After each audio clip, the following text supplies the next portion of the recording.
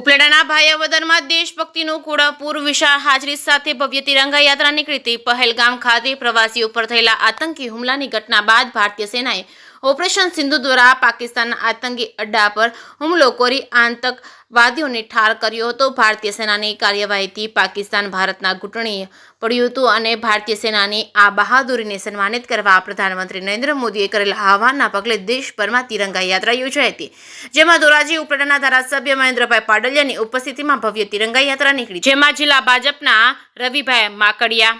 તેમજ ઇન્દ્ર વિજયસિંહ ચુડાસમા, જયેશભાઈ ત્રિવેદી સહિતના નગરપાલિકાના પ્રમુખ રેખાબેન તેમજ ઉપપ્રમુખ સંજયભાઈ પરમાર, કારોબારી ચેરમેન માયાબેન વાછાણી, સરજુભાઈ માકડિયા તેમજ ધવલભાઈ તેમજ અતુલભાઈ વાછાણી, હાર્દિકભાઈ સહિત ભાજપના આગેવાનો, હોદ્દેદારો, નગરપાલિકાના સદસ્યો, ઉદ્યોગપતિઓ, વેપારીઓ, તમામ સમાજના આગેવાનો, ભાઈઓ, બહેનો, યુવાનો મોટી સંખ્યામાં જોડાયા હતા।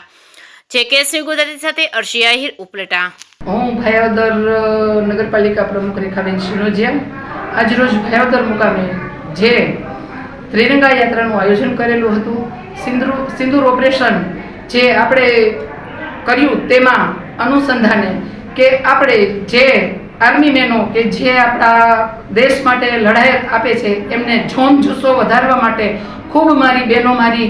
હારે ત્રિરંગા યાત્રામાં જોડાઈ અમે સિંદૂર યાત્રાનું સિંદૂર કાર્યક્રમ પણ બહેનોને એકાબીજાને સિંદૂર પૂરીને એ પણ કાર્યક્રમ આજે અમે કર્યો છે। તો આજે ભાયાવદરની અંદર પોલીસ ડિપાર્ટમેન્ટથી માંડીને હોમગાર્ડ ડિપાર્ટમેન્ટ એક સ્કૂલના કર્મચારીઓથી માંડીને ટોટલી આ ત્રિરંગા યાત્રામાં જોડાયેલા હતા ખૂબ મોટી સંખ્યામાં। જે સરદાર ચોકથી નગરપાલિકા લગી અમે આ ત્રિરંગા યાત્રાનું ખૂબ જોમ જુસ્સાથી કે જે આપણા દેશના માટે તત્પર સદાય રાતને દિવસ જોયા માટે જે આપણી બહેનોના સિંદૂર ન ઉજળે એ માટે જે આપણા ભાઈઓ લડે છે એને અમે ખંભેથી ખંભો મિલાવી જોમ જુસ્સો વધારવા માટે ખૂબ સરસથી અમે આ ત્રિરંગા યાત્રાનું આયોજન કરેલું। હું ઇન્દ્ર વિજયસિંહ ચુડાસમા, જામનગરના તાલુકા ભાજપના પ્રભારી। આજે ભાયાવદરની અંદર તિરંગા યાત્રાનું આયોજન કરવામાં આવ્યું હતું, જેમાં ભાયાવદરના સૌ નિવૃત્ત આર્મી મેનો તેમનું ધારાસભ્ય અને ગામના આગેવાનોના હાથે ફૂલ પહેરી અને હાર પહેરાવીને એનું સન્માન કરવામાં આવ્યું અને ભાયાવદરની દરેક સામાજિક સંસ્થાઓ, દરેક સમાજના પ્રમુખશ્રીઓ,